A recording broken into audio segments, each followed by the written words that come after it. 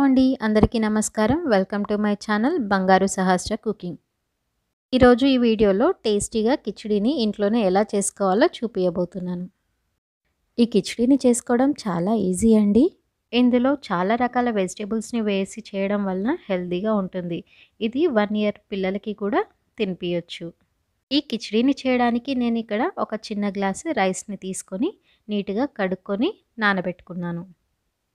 ఇక్కడ నేను రైస్ తీసుకున్న గ్లాస్తోనే సగం కంటే ఎక్కువ పెసరపప్పును తీసుకుంటున్నాను. మీరు కావాలనుకుంటే ఇక్కడ కందిపప్పు, శనగపప్పు కూడా వేసుకోవచ్చు. నేను ఇక్కడ పెసరపప్పును మాత్రమే యూజ్ చేస్తున్నాను.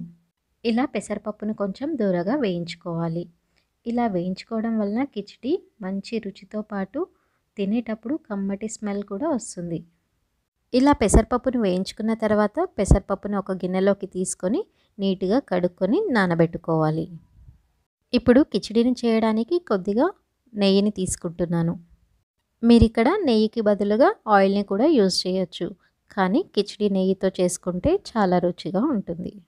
నెయ్యి మెల్ట్ అయిన తర్వాత ఇందులో ఇప్పుడు ఒక స్పూన్ జీలకర్ర, అలాగే ఇందులో కొద్దిగా మసాలా దినుసులు, ఇలాచీలు, 2 లవంగాలు, మిరియాలు, దాల్చిన చెక్క వేసుకుంటున్నాను. ఇప్పుడు ఇందులో కట్ చేసి పెట్టుకున్న వెజిటేబుల్స్ని వేసుకోవాలి. నేను ముందుగా కాలీఫ్లవర్ని వేసుకుంటున్నాను. ఇది కొద్దిగా ఫ్రై అయిన తర్వాత ఇందులోకి కొన్ని రాడిష్ ముక్కలు, చిన్న ముక్కలుగా కట్ చేసుకున్న 2 పొటాటోస్ని, అలాగే పచ్చి బఠానీ, క్యారెట్, బీన్స్ని వేసుకుంటున్నాను. ఈ కిచిడీలో ఈ వెజిటేబుల్సే కాకుండా మీకు నచ్చిన వెజిటేబుల్స్ని వేసుకోవచ్చండి. పిల్లలు అన్ని వెజిటేబుల్స్ తినడానికి ఇష్టపడరు కదండి. అలాంటి పిల్లలకి ఇలా చేసి పెట్టండి. వాళ్ళకి నచ్చని వెజిటేబుల్ వేసి చేసినా కూడా తెలియకుండానే తినేస్తారు. ఇలా అన్ని వెజిటేబుల్ వేసుకున్న తర్వాత ఒక్కసారి కలుపుకొని లో ఫ్లేమ్ మీద 2 మినిట్స్ ఉడికించుకోండి. ఇప్పుడు ఇందులో మీ రుచికి తగినట్టుగా సాల్ట్, పసుపు, అల్లం వెల్లుల్లి పేస్ట్ని వేసుకొని కలుపుకోండి. ఇలా కలుపుకున్న తర్వాత మూత పెట్టుకొని ఒక 5 to 10 మినిట్స్ కూరగాయలు మెత్తబడే వరకు ఉడికించుకోండి. ఇలా వెజిటేబుల్స్ కొద్దిగా ఉడికిన తర్వాత ఇందులో నానబెట్టుకున్న పెసరపప్పుని, అలాగే నానబెట్టుకున్న రైస్ని వేసుకొని ఒకసారి కలుపుకోండి. ఇలా కలుపుకున్న తర్వాత ఇందులో పొడవుగా కట్ చేసుకున్న ఒక టమాటోని, అలాగే ఒక స్పూన్ కారంని వేసుకొని కలుపుకోవాలి. ఇప్పుడు మనం రైస్, పప్పు ఎంతైతే తీసుకున్నామో దానికి 4 to 5 టైమ్స్ వాటర్ని యాడ్ చేసుకోవాలి. ఇక్కడ నేను వేడి నీళ్ళని వేస్తున్నాను. మీరు కావాలంటే చల్ల నీళ్ళని కూడా వేసుకోవచ్చు. ఇలా మూత పెట్టుకొని లో ఫ్లేమ్ మీద ఉడికించుకోవాలి. మధ్య మధ్యలో మూత తీసుకొని కలుపుతూ ఉండాలి, లేదంటే అడుగంటిపోతుంది. మీరు కుక్కర్లో చేస్తున్నట్లయితే ఫస్ట్ మీరు తీసుకున్న పప్పు రైస్ క్వాంటిటీకి డబల్ రేషియోలో వాటర్ని వేసుకొని 2 విజిల్లు వచ్చే వరకు ఉడికించుకోండి. తర్వాత మూత తీసుకొని మిగతా వాటర్ని కూడా యాడ్ చేసి 3 విజిల్లు వచ్చే వరకు మెత్తగా ఉడికించుకోండి. నేను ఇక్కడ ఇంకా కొన్ని వేడి వాటర్ని వేసుకొని కలుపుకుంటున్నాను.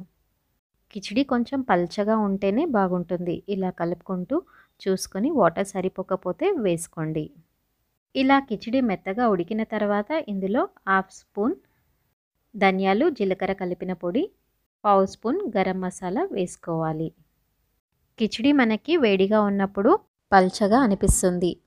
చల్లారిన తర్వాత గట్టిపడుతుంది. మీరు ఎలా ఇష్టపడతారో చూసి దానికి తగ్గట్టుగా వాటర్ని వేసుకోండి. ఇందులో కొద్దిగా వాటర్ ఎక్కువనే పడతాయి. లాస్ట్లో కొద్దిగా సన్నగా కట్ చేసుకున్న కొత్తిమీరను వేసుకోండి. మీరు పోపు పెట్టుకోవాలనుకుంటే ఇక్కడ పోపు పెట్టుకోవచ్చు. నేను ఒక స్పూన్ నెయ్యిని వేసుకొని కలుపుకుంటున్నాను. కిచిడీని ఇలా చేసుకుంటే ఎక్కువ ఘాటు లేకుండా చాలా కమ్మగా ఉంటుంది. పిల్లలు కూడా ఇలా చేస్తే ఇష్టంగా తింటారు. కిచిడీని ఇలా వేడివేడిగా చేసుకొని తినండి, చాలా బాగుంటుంది.